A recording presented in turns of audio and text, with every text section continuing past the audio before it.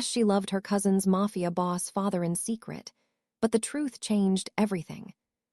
Every night, for 6 years, Elena Rossi committed the same sin. She loved a man who called her his niece. She loved him across his long mahogany table, where she was supposed to be family. She loved him in his cold corridors, where she was supposed to be a shadow. She loved him in the small hours of every morning, lighting candles in churches she did not believe in, whispering apologies to his dead wife for a sin she could not stop committing. And she had decided, at 16, that the world would burn her alive before it ever found out. Tonight, the world was going to find out. Tonight, in front of 300 guests at her cousin's engagement gala, the careful lie Elena Rossi had been raised inside was going to fall apart in a single breath. And Dante Morti, the elegant devil, the most dangerous man in 5 boroughs, the man she had loved in silence since she was 16 years old, was going to find out something even worse. She had never been his niece at all. She kept her secret for 6 years. She kept it through every dinner, every Christmas, every Sunday Mass. She kept it the morning her cousin Rosa caught her staring at his photograph and laughed for 40 minutes straight. She kept it when she was scrubbing Rosa's lipstick off Italian linen and pretending not to hear the men in the next room call him Il Diavolo Elegante. She kept it the night he walked into the kitchen at 3 in the morning and found her crying over a letter, and his big, scarred, ringed hand settled, just for a second, on the back of her neck. She kept it until the night the Bellini family swept through the doors of the Morti estate, when an old man with a silver-handled cane stopped dead in the middle of the ballroom and stared at her like he had seen a ghost climb out of the past. That was the night the careful lie Elena had been raised, inside, fell apart in a single breath. That was the night she found out who her mother really was. That was the night Dante Morti found out, too. The Morti estate sat on 300 acres of Westchester land, but the world that mattered inside it could be measured in the length of one dining table. At one end sat Dante Morti, head of the Morti family, owner of half the harbor, 3 private clubs in Manhattan, and a reputation that traveled ahead of him like cold weather. At the other end, when she was home from her European boarding schools, sat his daughter Rosa, 21 years old, beautiful in the brittle way of expensive porcelain. And in the middle, in the seat closest to the kitchen, sat Elena. She was the niece. That was the story. Elena Rossi, the daughter of Dante's late sister Marina, taken in at 16 after a car accident in Tuscany. The story explained why she was at the table. It explained why the housekeeper deferred to her. It explained why, in the 8 years she had lived under that roof, no one had ever asked her where she came from. Elena had asked herself the question, of course, many times. She had asked it the night her mother, the woman she remembered as her mother, had pressed a thin gold key into her palm at 14 and made her promise, in 3 different languages, never to lose it. She had asked it the morning the police had come to the house, in Florence with their faces arranged in the wrong shapes. She had asked it the night Dante's men had collected her from a convent in Siena, and she had stepped onto a private plane and watched the green country spin away beneath her, and a stranger across the aisle had crossed himself and whispered, "Povera bambina di Aria." Poor child of Aria. But her mother's name was Marina. Everyone said so. And Elena was 16 and frightened, and the man who stepped down off the tarmac in New York to meet her had a face that looked carved out of a cathedral. He had taken her chin in his hand, tilted her face up to the light. His eyes were the color of cold whiskey. "You have your mother's eyes," he had said. 6 years. She had carried that sentence for 6 years. She had told herself, every night, that he meant Marina. But Marina had brown eyes. And Elena's were green. Dante Morti was 46 years old. His wife Sophia had died in a car bomb meant for him 11 years before, and he had buried her in a closed casket and not loved a woman since. The papers called him cold. The papers were wrong, but no one in the world he ruled was foolish enough to correct them. He was tall, broad through the shoulders, his black hair beginning to silver at the temples in a way that made other men want to murder him on sight. His suits were cut in Milan, his shoes in Naples. His knuckles were a map of fights he had stopped explaining sometime in his 30s. The tattoos that crawled up his forearms, saints on the right, sinners on the left, disappeared beneath cuffs he never rolled in front of women. Except once. He had rolled them once in front of Elena. She had been 19, standing on a step stool in his library trying to reach a copy of Dante's Asterisk Inferno on a high shelf, and he had come up behind her and lifted it down himself, and his sleeve had ridden up, and she had seen the inked face of San Michele on the inside of his wrist, sword raised, defeating the dragon. She had not been able to look at her dinner that night. She still could not look at the inside of his wrists. Rosa was the problem. Rosa had always been the problem. Dante's daughter had been 6 years old when her mother was killed. She remembered Sophia. She remembered the songs in the kitchen, the way her mother had braided her hair. She had grown up in a house where her father drank his coffee in silence and dressed in black for a woman whose face was peeling off the inside of a silver frame on his desk. And then, when Rosa was 13, Elena had arrived. Quiet, watchful, 16 years old, pretty in a way that didn't ask permission. And from the very first night, Papa had looked at the new girl across the dinner table the way he had not looked at anyone since Sophia. It had not been romantic. Rosa was old enough now to admit that. It had been something almost worse, a kind of arrested attention, the way a man might look at a window after a storm to see what had survived. But Rosa had been 13. And Rosa had decided. She had decided that the niece would never be more than the niece. She had decided that the niece would scrub the floors and answer the phone and stand against the wall when the family had visitors. She had decided that the niece would be a shadow in her father's house, and Rosa, the daughter, would be the sun. For 8 years, that had worked. It was about to stop working. The engagement was Dante's idea. The Bellini family controlled the New Jersey ports the way the Morty family controlled the New York ones, and the two houses had been edging toward war for a decade. An alliance through marriage was the old solution, the one their grandfathers would have understood. Rosa would marry Luca Bellini. The harbor would be carved cleanly. The body count would stop climbing. Rosa had agreed because Luca was beautiful, because the ring was vulgar in the right way, and because, Elena suspected, marriage would finally take her out of her father's house and into one of her own. Elena had agreed to plan the gala because no one had asked her opinion in the first place. For 3 weeks she had been on her feet, caterers, florists, a string quartet from Boston, 1,000 white tea roses flown in from a greenhouse in Holland. She had not slept more than 4 hours a night. Her hands had a small permanent tremor she was hiding from everyone. Dante had noticed. He always noticed.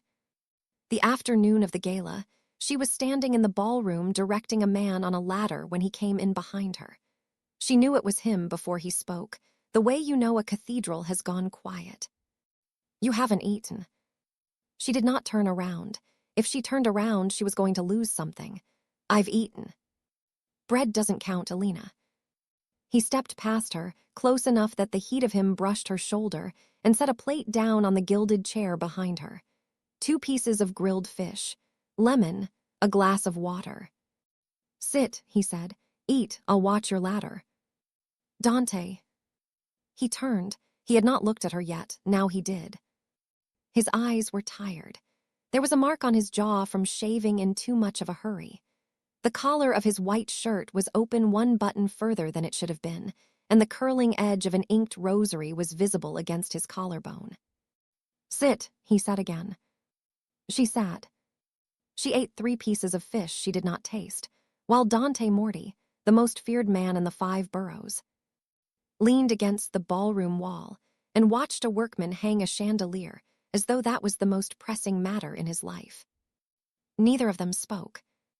When she was done, he picked up the empty plate, kissed the top of her head the way a man kisses a child or an icon, and walked out of the ballroom without another word. She stayed in that gilded chair for 10 minutes afterward, hands folded in her lap, breathing very carefully, because she was 22 years old, and she knew with absolute certainty that no man was ever going to touch her like that again as long as she lived. She did not yet know how right she was. She did not yet know how wrong. The Bellini family arrived at 8 o'clock.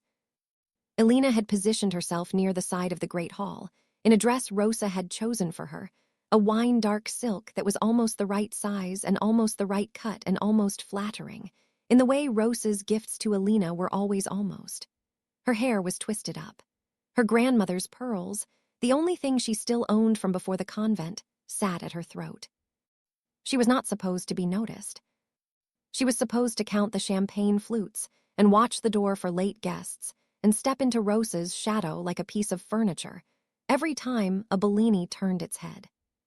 The Bellinis came through the doors in a tide of dark suits. Luca first, the groom, 26, handsome in the bored way of men who have been told they are handsome since they could walk. Then his father, Don Matteo Bellini, broad and pink-faced and laughing too loudly at his own joke. Then a half-dozen cousins, each one paler and quieter than the last. And then, leaning on a silver-handled cane, came an old man no one had told Elena was coming. He was 80 if he was a day, white-haired, a scar through his left eyebrow. His eyes were a strange, pale blue, almost colorless, and they swept the great hall slowly, like a lighthouse beam, and stopped. On her. He went absolutely still. For one long second, the room fell out from under Elena's feet. She did not know this man. She had never seen this man. And yet his face had changed in the way faces change when they look at the dead. Then he straightened, very slowly, and turned to Don Matteo and said something in his ear in a dialect Elena half recognized from her mother's lullabies. Sicilian, old Sicilian, the kind no one spoke anymore. Don Matteo's pink face went the color of paper. Across the room, Dante saw it. Dante saw everything. His head turned an inch, not toward Elena, never toward Elena in public, never, but toward the old man with the cane, and Elena watched her uncle's shoulders settle in the way they only settled when he was about to kill someone. And then Rosa came down the staircase. She was beautiful. She was wearing white. The Bellinis turned, and Don Matteo gathered himself, and the old man with the cane lowered his eyes, and the gala began. And for a little while, for a charmed, doomed little while, Elena thought the moment had passed. It had not passed. It had only begun. The toast came at 10. Don Matteo went first, then Dante, then Luca. Champagne, laughter. The string quartet eased into a Verdi aria. Couples moved onto the floor. Then Rosa took the microphone. Elena, against the back wall, felt her stomach tighten before Rosa had even spoken. 8 years had taught her the warning signs, the small, bright smile, the glance toward the cousins, the hand resting on the fold of the silk like a girl about to do something she had been planning all week. "I want to thank everyone for being here," Rosa said. Her voice was sweet. It was always sweet when it was about to be cruel. "Tonight is so important to my family, to both our families, and there's someone I want to thank especially, my cousin Elena." Heads turned. Elena's mouth went dry. "Elena planned all of this, every flower, every candle. She works so hard for our family. We don't deserve her." Rosa smiled. The smile reached only her teeth. "And because she works so hard, I want to give her the gift she's been too shy to ask for. Elena * Cara, come up here." Elena did not move. "Come up here.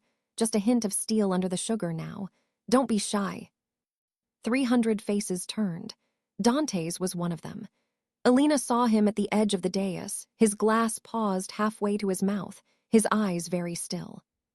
She walked up to her cousin. The marble felt cold through her shoes. Rosa took her hand. Rosa's grip was tight. Rosa was smiling at the cameras, at the Bellinis, at her father, at everyone. "My cousin," Rosa said into the microphone, "has the most beautiful voice. None of you have ever heard her sing. She won't sing for us. She thinks she's not good enough." A laugh, light as a glass breaking. "I'm sure that's why." A small wave of indulgent laughter from the room. "So tonight," Rosa said, "as my engagement gift to me, I want her to sing for us, anything she likes. She used to sing in the kitchen. I heard her once. It was so cute." Rosa pressed the microphone into Elena's hand. Stepped back. Smiled. The great hall went silent. Elena understood, in a bright, pure, terrible way, what was happening.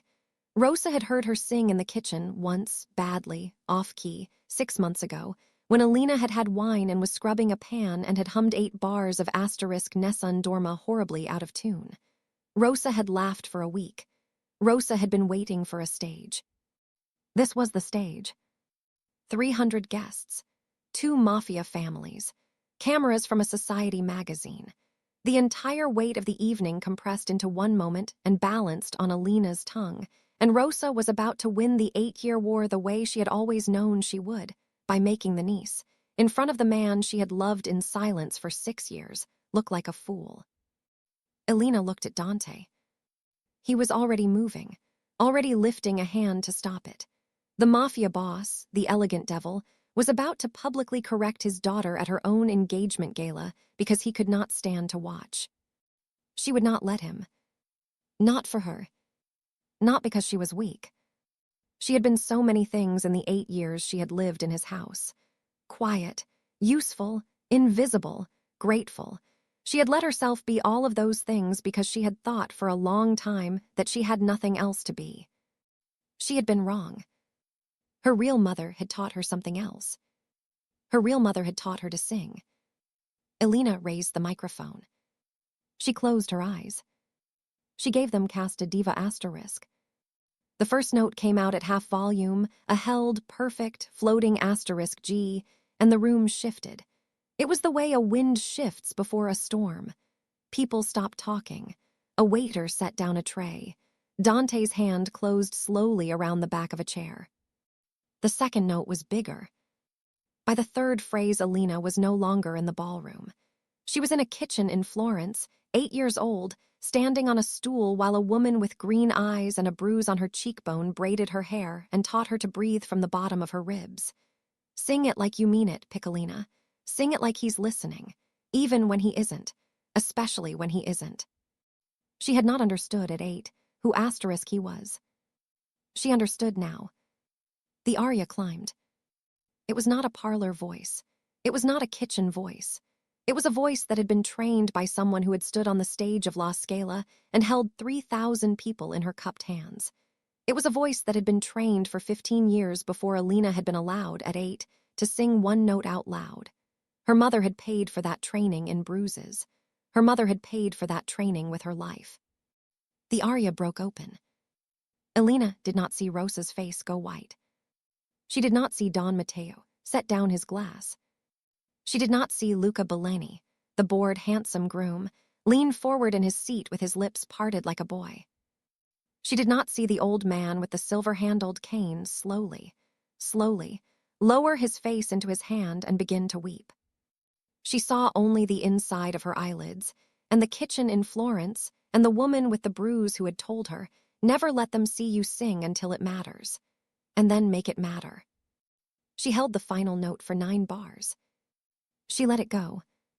The silence afterward was the silence of 300 people who had forgotten how to be in a room.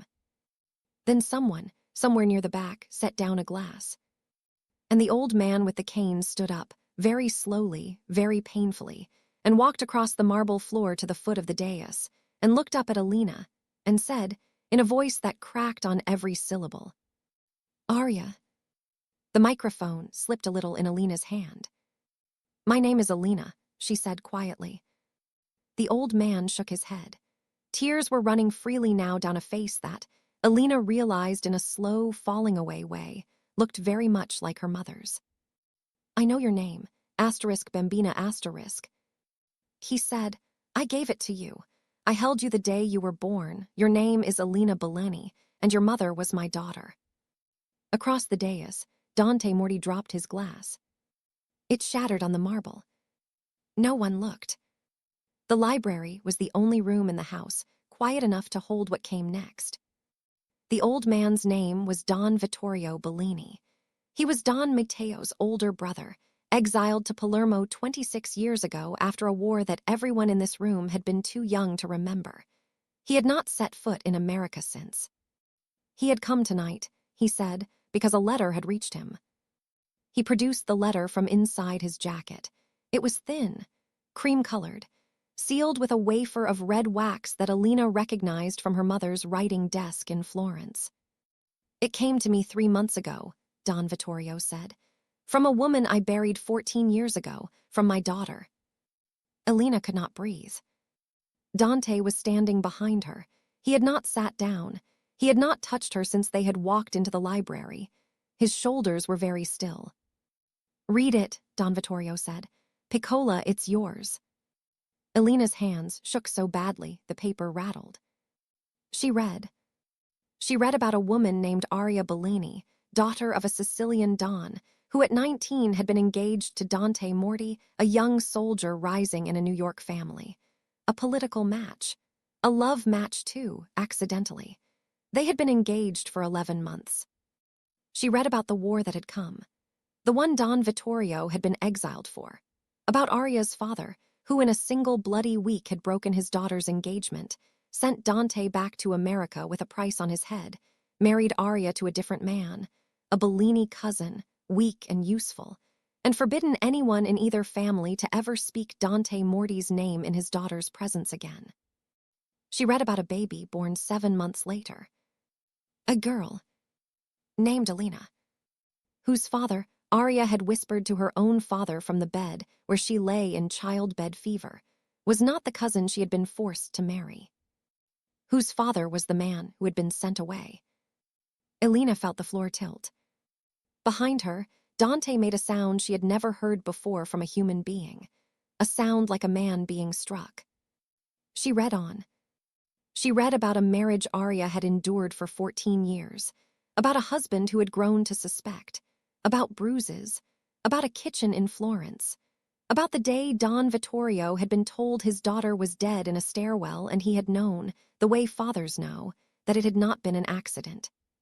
She read about the loyalists who had taken the orphan Elena, 14 years old, and rewritten her life, invented a sister of Dante's named Marina, invented a car accident, invented a niece, and slipped the child into the only house in the world her dying mother had still trusted.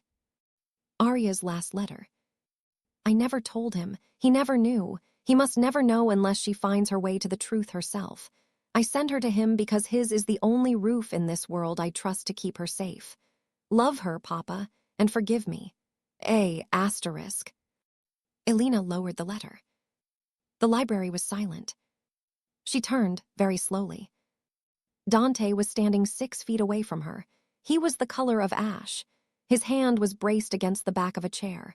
The tattooed inside of his wrist was visible, San Michel, sword raised, and it was trembling. "You didn't know," she whispered. "No," his voice was wrecked. "I Christo asterisk, Elena, I never. My mother was Aria." "Yes." "You loved her." "Yes." "And I am," she could not say it. She tried twice. The third time it came out almost steady. "I am not your daughter." Dante closed his eyes. She watched him, the most powerful man she had ever known, the man who had ordered other men into the dark without flinching, brace against the back of a chair like he could not stand up by himself. "No," he said. "You are not, I know," he swallowed. "I know the dates, I would have known. Christo asterisk, I would have torn the world down to find her if I had known. But no, the dates don't fit. You are not mine. You are," his voice broke for the first time in front of her. "You are her daughter and his." His, Don Vittorio's voice behind them very quiet. "The cousin, a weak man, a cruel one. He is dead, asterisk piccola asterisk, 6 months ago. There is no one in the Bellini house left to claim you except me." Elena did not turn. She was looking at Dante. Dante was looking at her. And the thing that had lived in the air between them for 6 years, for every dinner, for every Sunday mass, for every brush in a corridor, the thing she had told herself was forbidden, the thing she had buried alive every single night of her life since she was 16, sat between them now in the open, unburied, unkillable, not a sin. Just a long, terrible, ordinary fact. She was not his niece. She had never been his niece. And he had felt it too. For 6 years. And he had buried it too. For her. Don Vittorio left them alone. He was a tactful old man, and he was 80, and he had cried enough in one night for one lifetime. He patted Elena's hand once, kissed her forehead, and walked out of the library leaning on his silver-handled cane, and closed the door behind him with a soft click that sounded, to Elena, like a verdict. The fire had burned low. Dante had not moved. Elena set the letter on the desk, carefully, as if it were a bird. "How long?" she said. He did not pretend not to understand. "From the night you arrived," he said. "You said I had my mother's eyes." "I lied to myself about which mother." She laughed. It came out cracked. "When did you stop lying?" He looked at her then, his whiskey-colored eyes, the mark on his jaw. The collar still open one button further than it should have been. "The night you were 19, he said. "On the step stool, in this room. You reached for the asterisk inferno and I came up behind you and he stopped. I went to the chapel after. I knelt for 2 hours. I told God I would stop looking at you. I asked him to give me back my brother's daughter. He didn't answer. Because I was never your brother's daughter. I know that now. You knew it then. I knew nothing then. I only wanted." His voice was very quiet. "And wanting was the worst thing I had ever done, so I stopped." "You stopped." "I stopped looking at you. I stopped letting myself be in a room alone with you. I stopped," he gestured, helpless at the fire. "I stopped everything I could think of. I sent you to school. I put men between us at every dinner. I made my daughter your shadow. I told myself it was discipline. I told myself I was protecting you." "From yourself."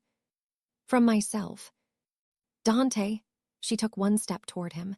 He did not move. "I have loved you since I was 16 years old. I have loved you in silence for 6 years. I have written letters and burned them. I have lit candles in churches I do not believe in. I have apologized to your dead wife in my prayers every night for 6 years for a sin I never committed. Do you understand what you are telling me?" "Yes." "You are telling me," she said, "that we did this to ourselves." "Yes." "For nothing." "For nothing." She crossed the rest of the room. He did not move. She reached up, 22 years old, her grandmother's pearls, her mother's voice still warm in her throat, and laid her palm against the side of his jaw, against the mark from his hurried shave, against the warm, scarred, ordinary skin of a man who had never been her uncle, and never been her father, and never been anything to her, in the deep secret place where she had kept him, but the only thing she had ever wanted in the world. He turned his face into her palm. He closed his eyes. He did not kiss her. Not yet. He pressed his forehead against hers and stood there breathing, and after a long moment he said, against her mouth, in a voice she had never heard him use to anyone alive, *Aria's daughter. "No," Elena whispered. "Mine." "Yours." "Mine." "Yours." And the fire popped, and somewhere in the distant hallway a glass broke and a woman screamed, and the door of the library slammed open, and the second part of the night began. It was Rosa. She had a gun. It was small, mother of pearl, the kind a man buys his daughter to make a point about being prepared, and she was holding it in both hands the way a child holds a thing she has only ever seen in films. Behind her, in the corridor, Don Matteo Bellini was shouting. Behind him, Luca was shouting back. Somewhere a piece of crystal hit the floor. Rosa's eyes were red. Her mascara was running. Her white dress was crumpled where she had been gripping it. "Move away from him." "Rosa." "Move away from my father." Dante stepped in front of Elena, before Elena had finished drawing breath. "Put it down," he said. It was the voice that emptied rooms. "Put it down, Cara *, now." "You kissed * her." "I did not kiss her." "You were going to." "Rosa." "She isn't my cousin." Rosa was sobbing now, the gun shaking. "She's never been my cousin. You knew *, didn't you? The whole time. You let her live in our house. You let her sleep in the room next to mine. You looked at her like." "Rosa, put it down." "My mother is dead." Rosa's voice cracked. "My mother is *, dead *, and you couldn't even. She wasn't going to fire. Elena saw that, with a clarity she had not known she possessed. Rosa had never fired a gun in her life. Rosa was 21 and spoiled and breaking apart in the doorway of a library in front of two men and a dead woman's letter. And she was not going to fire. But in the corridor behind her, Don Matteo Bellini was shouting in Old Sicilian. And in the corridor behind him, the Bellini cousins were arriving. And the engagement was over, and the alliance was over, and the harbor war was about to start again. Tonight, in this house, and Don Matteo's pink face had not been pink with champagne. It had been pink with a different kind of plan. The old man with the cane had said, "There is no one in the Bellini house left to claim you except me." Don Matteo had heard him say it. Don Matteo had been counting on a different ending. And down the corridor, in a parlor full of 300 guests, Don Matteo's cousins were now spreading out very quickly, and there were more of them in this house than Elena had counted at the door. Elena understood, in one cold rush, what was about to happen. A Bellini heir had been found. Real Bellini heir, blood of Don Vittorio, blood of Aria, worth more than a marriage. Worth, in fact, more than a Morty daughter on a contract. Don Matteo had spent 26 years running the Bellini family in his exiled brother's absence. He was not going to give it up to a girl in a wine-colored dress because an old man had cried in a ballroom. He was going to take her. Tonight. Out of this house. Or into the ground. She put her hand on Dante's back. "Dante," she said quietly. "I see them. There are 9. I see them. I have a knife." He went still under her hand. "What?" "In my dress, at the thigh, my mother taught me. I have had it since I was 12. He made a sound that might have been a laugh, if a laugh could be made of broken glass. "Of course you do. Dante. Stay behind me. Dante, there are *9. Stay behind me." In the doorway, Rosa lowered the gun. Slowly. Her hands were shaking too badly to hold it any longer. She stared past her father at the corridor, at the men spreading out, at Don Matteo's pink face going harder and harder, and Elena watched her cousin's face change, watched the spoiled girl who had pressed a microphone into her hand realize, in the same heartbeat Elena had, what came next. "Papa," Rosa whispered. Dante did not turn his head. "Behind the desk, Rosa," he said. "Now, the panel on the left, now." Rosa moved. Elena stepped sideways, out from behind Dante's back, and reached down through the slit of the wine-colored silk, and drew out the knife her mother had given her in a kitchen in Florence when she was 12 years old. It was 4 inches long. It was very, very sharp. Don Matteo Bellini, in the doorway, saw the knife in her hand and laughed. He stopped laughing about 2 seconds later. Elena would not remember the next 90 seconds clearly for the rest of her life. She would remember Dante's hand at her elbow, steady, the way you steady a horse you trust. She would remember the sound the first cousin made when her knife found the soft place beneath his jaw, a wet, surprised sound, almost polite. She would remember Dante shooting twice, with a gun she had not seen him draw, and a man falling in the corridor with his hand still on a gun of his own. She would remember Don Vittorio's voice from somewhere down the hall, suddenly not old at all, snapping orders in Sicilian to men Elena had not known were his.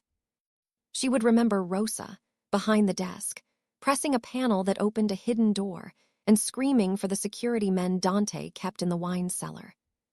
She would remember Don Matteo Bellini's pink face going gray, and then white, when his brother stepped into the doorway behind him with 2 of his own soldiers and said, in a voice 80 years old and not at all kind, "Brother, the girl is mine. Lower your hands." Don Matteo lowered his hands. It was over. It was over like a storm is over. The air still ringing, the floor a wreck. 2 of the Bellini cousins on the marble of the hallway and 1 in the doorway of the library, and Dante Morty standing in the center of it all with his white shirt half soaked, and his right hand red to the wrist and his left hand, closed very lightly around Elena's elbow as though she were a thing that might fly away. He looked down at her. She looked up at him. She still had the knife. "You said 9, he said. I miscounted. You miscounted. It was 11. He laughed. It was not a sound she had ever heard him make in 8 years.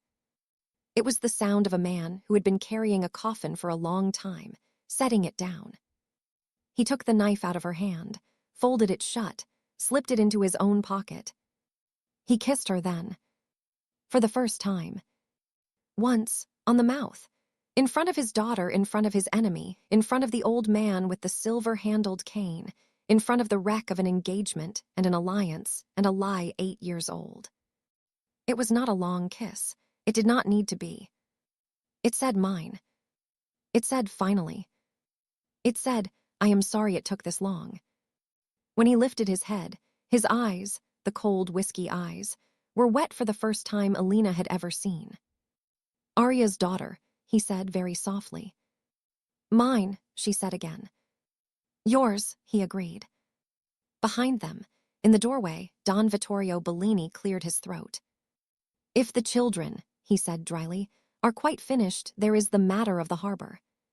6 months later, Elena Bellini stood on the terrace of the Morty estate in the long blue light of an October evening and watched the man she loved walk up the gravel drive toward her. Her hair was longer. Her eyes were the same. She wore a dress the color of dark wine because some habits were habits and her mother's pearls at her throat. The thin gold key that had hung on a chain around her neck since she was 14 now hung in a frame on the library wall beside Arya's photograph. There was nothing left to unlock. The harbor war had not happened. Don Vittorio Bellini had returned to Palermo with the body of his brother and the title of his house, and the alliance had been recut on different paper, not a marriage now, but something older and harder to break, a granddaughter. Don Vittorio's only surviving heir. Elena, who was Bellini by blood and Morty by, well, by whatever it was that Dante and Elena had stopped pretending wasn't there. Rosa had gone to Italy. She had asked to go. Dante had let her. There had been a long conversation between father and daughter in the library behind a closed door that Elena had not been part of and would never ask about. Rosa wrote sometimes. The letters were short.